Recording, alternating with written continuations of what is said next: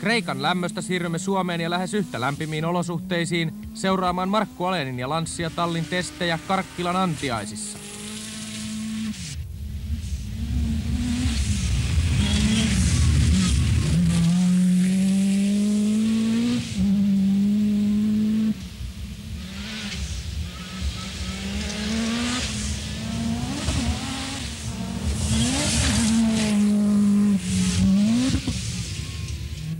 No niin, taas on Lancian talli tullut Suomeen ja testihommiin. Mitäs tällä kertaa testataan? No me ollaan nyt samalla lailla kuin viime vuonna, että me ollaan ajettu täällä Karkkilassa joka 10 vuotta.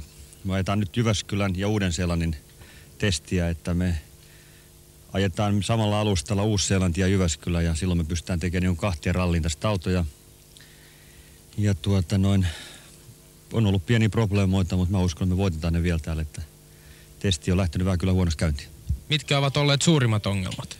No meillä on ollut niin kuin mun tämän koko kevään mun probleema, että mulla on mennyt nyt eilen moottori, nyt äsken meni taas toi hihna poikki ja eilen meni turbo ja yksi vaihdelaatikko ja sähköpuoli ei pelaa meillä, että sitä me ei saada oikein pelaamaan, että se on hyvä, että se on täällä testissä, että toivotaan nyt alkaa niin kuin kausi kääntyä parempaan suuntaan mun suhteen, että tuo tekniikka alkaisi pelaa täälläkään, niin ei päivääkään ilman murheita.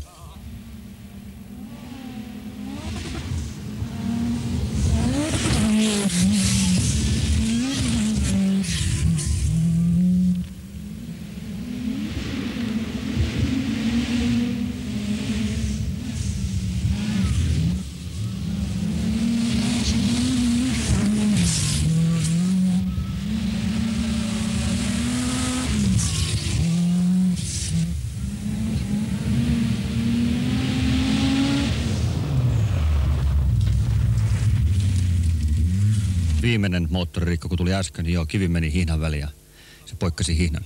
Eikö sitä ole suojattu mitenkään? Se on suojattu, mutta se oli hypyn jälkeen ja mä luulen vähän, että se pelti antoi peristää vastaavaa ja kivi pääsi väliin ja siinä sitten poikkasi se.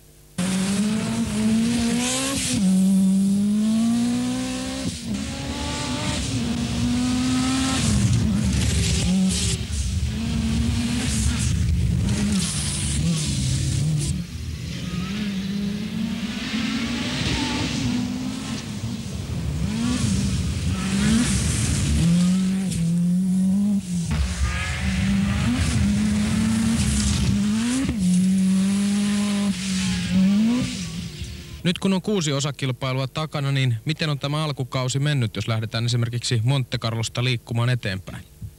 No Monacossa oli mulla mulla meni 2 nokkaakseli poikki ja se toinen sitten keskeytti, mutta mulla meni heti kokoontumisajoissa jo, että ennen Milanoa täällä moottoritiellä katkesi ensimmäinen ja sitten siellä toisena vai 3. yönä katkesi tämä toinen ja sitten mä jäinkin pätkälle. Et mulla oli koko kilpailun ajan, mulla oli sähköpuoli ihan sekaisin. Ruotsin ralli oli mulle itselleni pettymys, mun mielestä se olisi pitänyt voittaa. Että mä en päässyt mihinkään. Ja sitten kun vaadittiin kompressori viimeisenä aamuna, niin sit alkoi mennä, kun oli enää 7 pätkää jäljellä. Mut puuttui täysin niin kuin tehokoneesta. Portugali oli niin kuin se oli hässäkkä. Safari. Mun mielestä tänä vuonna meillä oli auto erittäin hyvä siellä, mutta rele purkas meidän akun yöllä ja sit seistää sen takia se, mitä seisti vähän reilu tunti siellä. Ja tullaan 3. Siinä suhteessa oli ihan hyvä, mutta kuitenkin sanotaan, että ei tuommoisia 3 tässä vaiheessa lasketa, että me päästiin siinä vaiheessa Pösöön ohi. Mentiin MMS Pösöön ohi ja sitten mentiin Korsikalle. Se nyt oli Korsika, mikä oli sitten taas, että se oli Lancia lopetti kesken ja kaikki tämä, mikä tapahtui. Ja nyt Kreikka oli sitten mun mielestä, meidän onni olisi pitänyt kääntyä jo niin hyväksi, että me oltaisiin voitettu siellä, mutta Lancia-tiimillä ei ollut onnea siellä ollenkaan.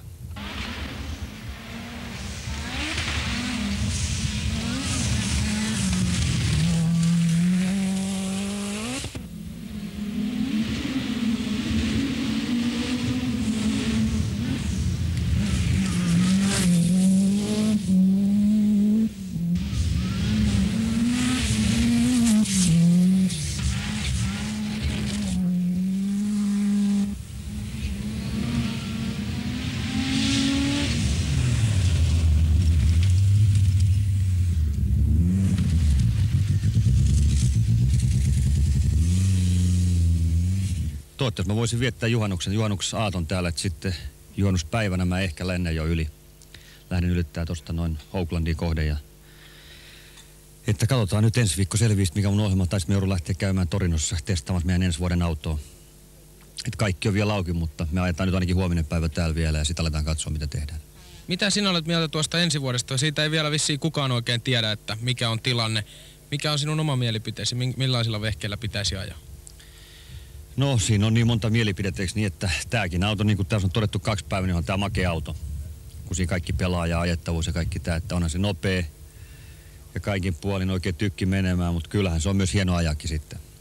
Ja sitten näihin sääntöihin, kun on tullut nyt, niin mun mielestä tässä on nyt niin paljon politiikkaa, että annetaan nyt rauhoittua kaikkia ja kaikilla on oma lehmä ojassa.